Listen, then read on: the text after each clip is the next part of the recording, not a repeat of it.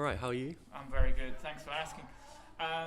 Thanks for taking the time to speaking to me Yeah. about your work. It's quite interesting. I've seen some of your digital work that you put on the school Instagram, Yeah? with I think a Snapchat. Yeah, it's Snapchat filter. Really cool. And Thank I saw you. as well your 3D printed model. Yeah. It's quite interesting. So it's kind of I was Yeah. quite intrigued to find out a bit more about what is going on at the moment and Of course. your work leading up to the exam. Yeah. So let's get straight into it. What are the themes surrounding your current investigations?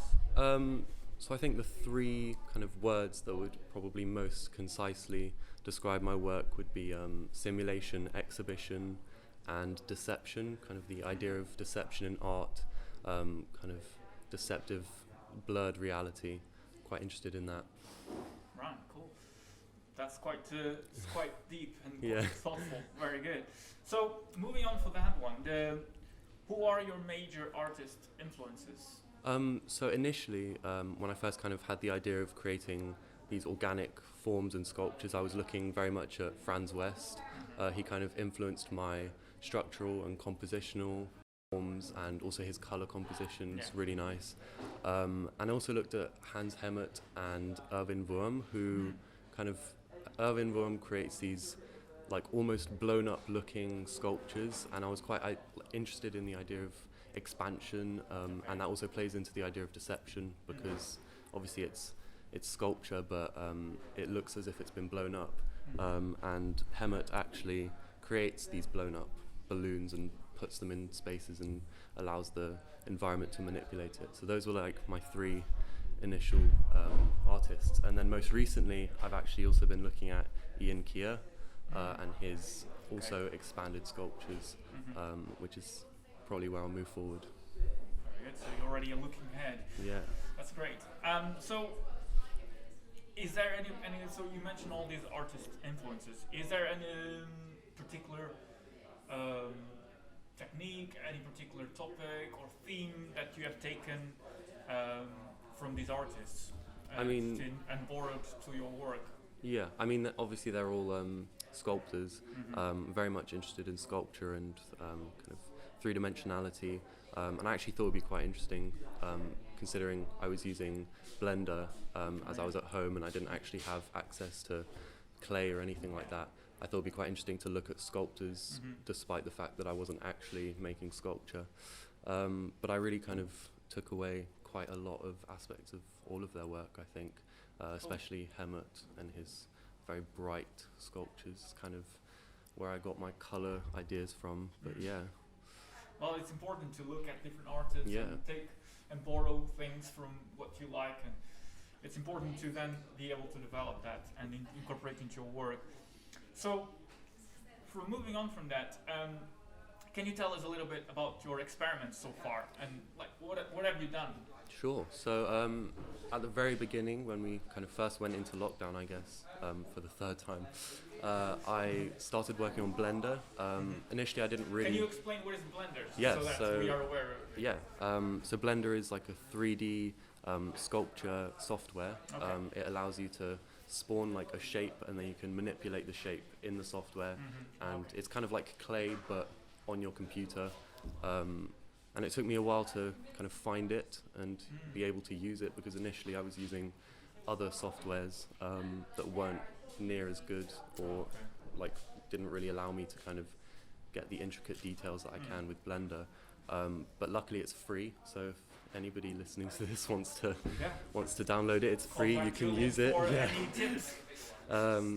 So yeah, it was good. I didn't need to pay for it, and it's actually an amazing software. It allows me to do so much. So that was my first experiment, I suppose, kind of learning how to use that. And then from Blender, I was able to like open so many doors, like the virtual reality Snapchat filter, which was a Blender sculpture that I made, which I then put into another software to create it into a filter. I also 3D printed my Blender sculptures, and now I'm using them as inspiration for actual physical sculptures, which hopefully I'll be able to blow up probably using plastic or something like that, Right. which is kind of where I'm going forwards. It's So an interesting path. yeah. Development of ideas to realization. That's great. But now I have a tricky question now. Mhm. As any of the experiments that you've done and developed didn't go according to plan. Definitely, with experimentation, there's always kind of failure. But luckily, most of my experiments have been, if not successful, at least informative of what I could do next. Well, that's I've a definitely, great mindset to have. yeah, because I've it's definitely be able to learned. take Yeah, the positives and move forward with it. yeah, no, definitely. Like if I did fail, it was definitely a learning curve. Obviously, using Blender in the beginning was really hard, but I would just try and figure it out, I learning guess. curve. Yeah. Very well. So, for instance, can you give me a specific example? Because as you explained quite well the difficulties and the process of evolving an idea and researching it. So can you please tell me if you found a particular difficulty in your work and development of ideas and realization, how did you go about problem solving it?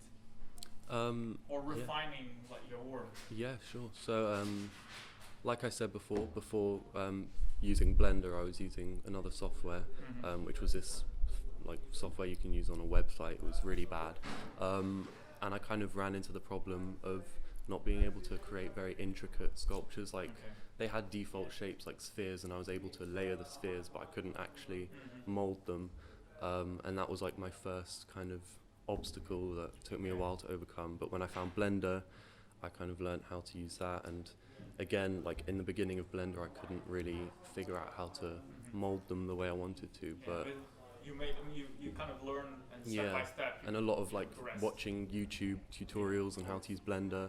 I think that's probably honestly the best way to learn how to use an online software such as Blender or Lens Studio for that matter. There you go, life lesson right there. Yeah, YouTube videos. Well, that was YouTube as well, I guess. Okay, so I have two last questions. So, can you tell us about what you're most proud of in the work that you've developed so far? Definitely. I think for me, probably what I'm most proud of is it's probably actually the Snapchat filter. I'll show that in the video. Yeah, later on, sure. but that's a great visual and great idea that you had. Can you please expand a bit more on that? Yeah, sure. So obviously, I was creating just a bunch of sculptures. I was just constantly creating sculptures in Blender, but I guess I got kind of bored of seeing it on my computer in a two-dimensional world. Like obviously it's a 3D shape, but it was still behind a computer screen and I couldn't really interact with it. And so I was like, right, I need to figure out a way to bring this into reality, but I was still at home at this time. We still weren't back at school. I didn't have any clay. I couldn't mold them out of clay or anything. And so I had the idea of using Snapchat Lens Studio, which allows you to actually just import your sculpture from Blender, add some details to it in the software, and it allows you to kind of place it on a table or like a surface on the floor. It allows you to resize it, and yeah, it was actually quite an easy software to use. So again, if you're looking for a free software to use, Lens Studio, it's great. Quite a few plugs right there. Yeah. Great. But yeah, so I think that was probably what I'm most proud of, because it really allowed me to create like a virtual reality thing that I could actually interact with. Brilliant. Yeah. So now looking ahead, looking to the future, what is your next plan? What do you plan to develop next, and why? Well, I'm kind of split in two directions right now, because I really like the way the 3D printed sculpture turned out, and I really want to kind of explore that idea further, but I also have the idea of expansion, because I had that idea in the beginning of my project, but it kind of got lost as I went along. But I did really like the idea that kind of stemmed from Hemmert's work and Erwin Wurm's work. So I kind of want to bring that back. So I'm kind of doing two different things at the same time. I'm creating, hopefully, a few little maquettes 3D printed maquettes that I can put in a box and kind of make it look like a gallery, but like a mini gallery. And then also the idea of creating a slightly larger scale, blown up version of these sculptures and kind of going in two directions, but Okay. seems That sounds interesting. exciting. Yeah. And challenging as well. Yeah. But well, that's good. We're going to leave it right here, Sure. and we'll hopefully next week we'll catch up and see how Hopefully far I'll you have have come. made like some sort of blown up sculpture by then, hopefully. I'll look forward to seeing it. Sure. Okay, thanks for your time, Julian. Of course. And until next time. See you Thank later. you. See you later.